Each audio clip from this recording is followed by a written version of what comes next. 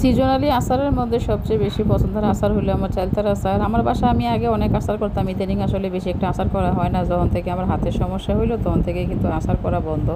কিন্তু চালতার আচারটা আমার অনেক পছন্দ। আমি যেখানে যাই আচার দেখলে কিন্তু মিস করি না। 2 টাকা থেকে চালতার আচার খাওয়া শুরু। আগে 2 টাকা দিয়ে 4টা আচারের পিস দিত। তো তখন আসলে প্রাইমারি স্কুলে পড়তাম, তখনকে কিন্তু 2 টাকার অনেক মূল্য আছিল। 2 টাকা দিলেই কিন্তু আমি আচার খেতাম। আচারের প্রতি আমার অনেক নেশা ছিল। এর মধ্যে বার্মিস আচার, তারপরে ছিল চালতার আচার। তো এখনও যদি আমি কোথাও যাই আমার জামার সাথে থাকলে কিন্তু আমি সবার আগে চালতার আচারটা কিনি। মাঝে মাঝে কিন্তু শীতের সময় মাহফিলের দিকে যাই আচার খাইতে। সবচেয়ে পছন্দ আমার চালতার আচার, এই কারণে আমি চালতার আচার খাইতে মাঝে মাঝে মাহফিলে যাই, আচার খাই। তারপরে হইলো ফুচকা, বেলফুরি, এসব।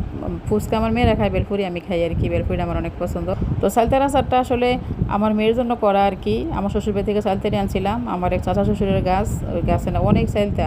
আমি যখন উপজেলায় বাসায় আসছিলাম তখন কিন্তু চালতা গাছ আসছিল, প্রচুর চালতা ধর। ওই গাছটা এখন আর নাই থাকার কারণে কিন্তু চালতার চাহিদা বেড়ে গেছে। আগে কিন্তু চালতার চাহিদা তেমন একটা আসছিল না, কিন্তু ইদানিং চালতার চাহিদাটা অনেক বেশি, আমারও আমার মেয়েরও। তো আমার শ্বশুরবাড়ি থেকে যখন চালতারি ফাইরা আনছিলাম তার ফাঁকি দিয়ে কিন্তু আমার মেয়ে সিদ্ধ করে চালতা মাখা করছিল, অনেক মজা হয়েছিল।